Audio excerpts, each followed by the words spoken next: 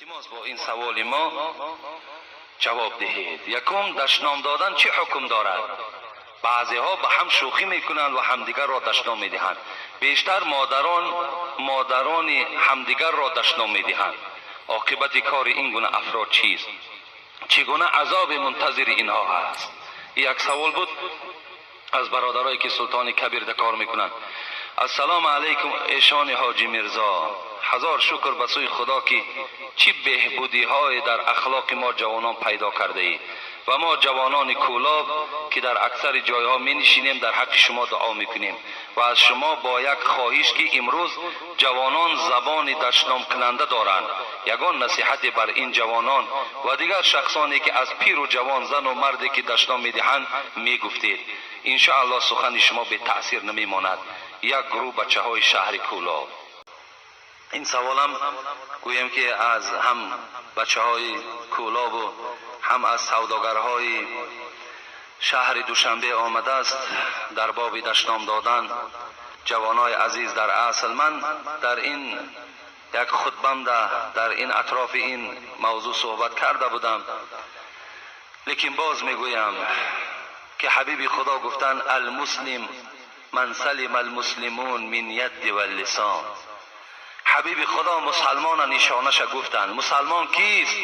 حبیب خدا گفتن مسلمان آن کسی هست که از دست و زبان او کسی آزار نمی یابد. مسلمان کی بوده است؟ کسی که از دست و زبانش هیچ کس آزار نیابد. نه به دست نه به زبان کسی را آزار نمی دهیم. این علامت آدم مسلمان بوده است. آدمیت چیست؟ خود را دور از شر داشتن.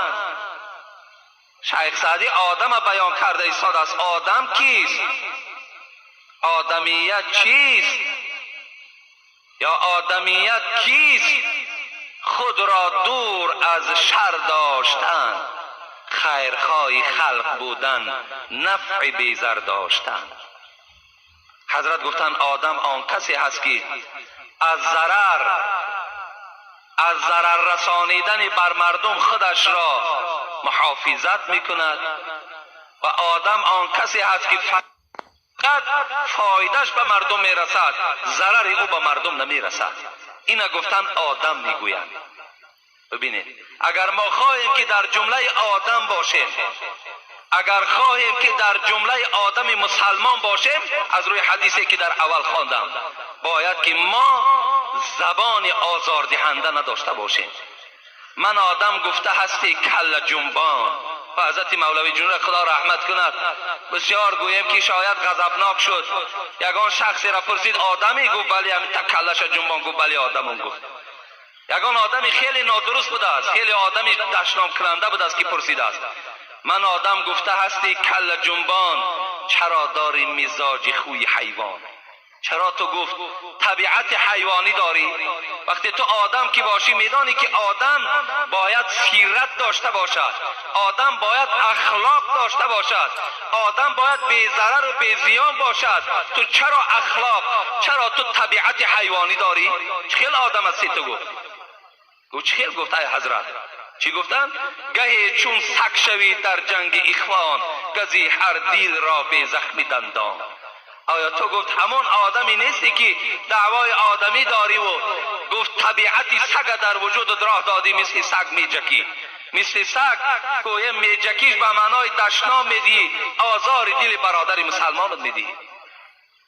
گهی سازی به هر کس خصلتی مار، دیگی هر مؤمن را سخت آزار.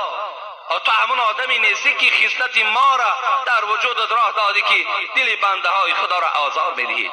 آیا اگر شما را کسی دشنام دهد دل شما آزرده نمی شود؟ آزرده می شود. دل شما درمند می شود. آدم مسلمان، آدم مؤمن باید دشنام کننده نباشد. آدم دشنام کننده رسول اکرم گفتن سباب المسلم فسوق و قتاله کفر. کسی که آدم مسلمان دشنام میدهد وای فاسق است. گفت فاسق شاهدیش در نکاح در مذهب امام اعظم درست نیست. آدم دشنام دهنده را در نکاح اگر کسی داند نمی دشنام کننده است، در نکاح وای ما شاهد نمیگیریم. فاسق درست نیست شاهدش. نماز در پیش در آید نماز مکروه است. کسی که دشنام میدهد. صحابه پیغمبر به نام ربیعه اسلمی بود. بار میگوید با ابوبکر صدیق رضی الله عنه یک جای نشسته بودم. به ناگاه میگوید ابوبکر صدیق یک کلمه را برای من گفتند که ربیعه اسلمی میگوید. کمی من ناراحت شدم. البته هیچگاه ابوبکر صدیق وی از مادر دشنام نداد. هیچگاه ابوبکر صدیق وی لعنت نگفت، طعنش نکرد. شاید برای یگان اصلاحی عمل ربیعه اسلامی یگان گپی درشتی گفته باشند. ربیعه اسلامی میگوید خیلی نافار شدم، طبیعتم ناراحت شد. ابوبکر صدیق وقتی که دید چهره مرا حس کرد که از این سخن ابوبکر صدیق من ناراحت شدم. ابوبکر صدیق که آیت کریمه را از سوره احزاب خوانده بود، لقد کان لکم فی رسول الله اسوة حسنه. پروردگار گفت ای پیروای محمد، شما را گفت، ما را گفت، ای پیروای محمد صلی الله علیه و سلم، زندگی پیغمبر، زبان پیغمبر، حیات پیغمبر، رفتار پیغمبر باید برای شما درس باشد. شما تمام عبرت و عبادت و درس از حبیب من محمد گیرید. گفت خداوند. حبیب خدا زبان دشنام کننده نداشتند، اخلاق حمیده داشتند، اخلاق خوب داشتند. حضرت انس میگوید بهترین مردم از روی آداب حبیب خدا محمد صلی الله علیه و سلم است.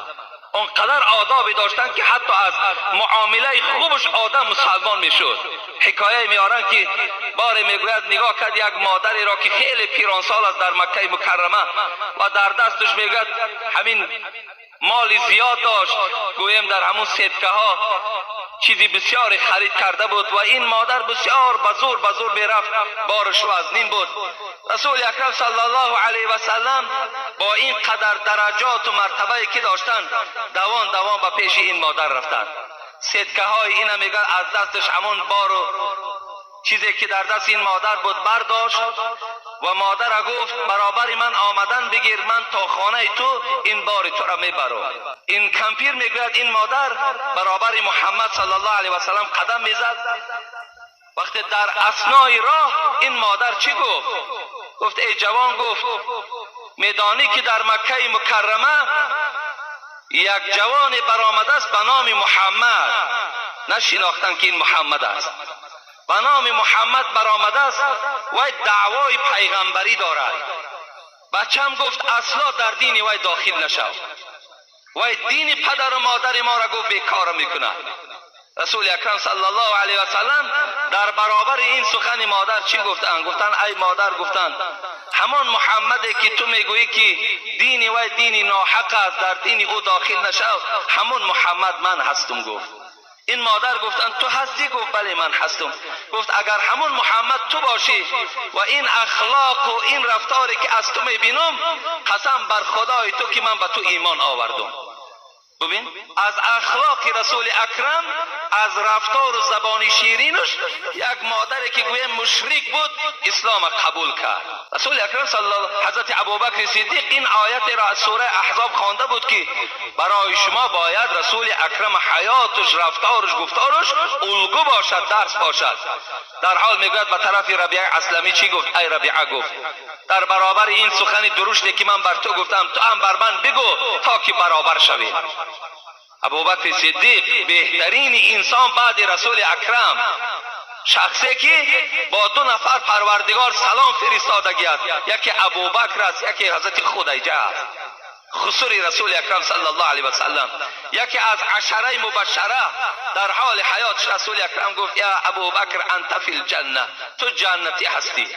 امین ابوبکر صدیق چی گفت در برابر این سخنی که من گفتم؟ ای ربیعه، یک کلمه را تکرار کن که باید برابر شوی.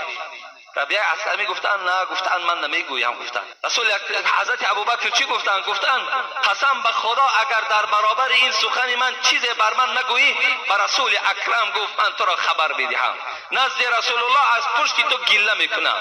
خیس از جاش میگرد نزد رسول اکرم رفت. حضرت ابوبکر این بنی اسلمه اولادای ربیعه در اطراف ربیعه نشسته بودن، گفتن عجیب آدم بود، این کی بود؟ گفت هم سخن درشت میگوید، هم میگوید از بالای تو با نزد رسول اکرم شکایت میکنم. ربیعه گفت، این مردم گفت زبان تا نگه دارین، این ابوبکر است. گفت این ابوبکر است. گفت اگر با شرطی که ابوبکر از من ملال شود، رسول اکرم از من ملال می شود. گفت اگر رسول اکرم از من ملال شود، الله از من ملال می شود. از این خاطر گفت زبان حقارت از ابوبکر نگه داره. و حضرت ربیعه میگوید از دنبال حضرت ابوبکر و نزد رسول اکرم آمد. گفت ای رسول اکرم، گفت ابوبکر صدیق یک سخن در برابر من گفت، من ناراحت شدم و مرا گفت مرا دشنام ده، من تا که برابر شوی من دشنام ندادم. رسول اکرم گفتن خوش به حالت ربیعه، اگر دشنام میدادی هلاک میشدی. وقتی ابوبکر دیدی به او خبر بده که خدا تو را معاف کند، خدا تو را ببخشد. از این کلمه گفت در برابر ابوبکر صدیق چیز دیگر نگو. ببین معامله ابوبکر صدیق در برابر یک کلمه که با ربیعه اسلمی گفت که وای در قدر و در منزلت از ابوبکر صدیق پست بودند، لیکن حضرت نخواستند که بالای او چی شود؟ بالای او قصاص در روز قیامت شود. در برابر من دشنام ده. همین آدمایی که امروز دشنام میدهند، کدام او همین معامله ابوبکر صدیق کرده میتوانند؟ هیچ کدامشان کرده نمیتوانند. برعکس ما در دشنام دادن ما باز تا چند گوییم که جسور میشیم، غیرت میشویم، باز در کار شود میگوید خوبش کردیم، خوبش کردیم. نمیدانیم که روز قیامت وای بالای ما دعوا میکند، وای حسنات و نیکی های ما را میگیرد. این ما و شما نمیدانیم. برادرای عزیز، این دشنام دادن هم نشانه ایمانداری نیست.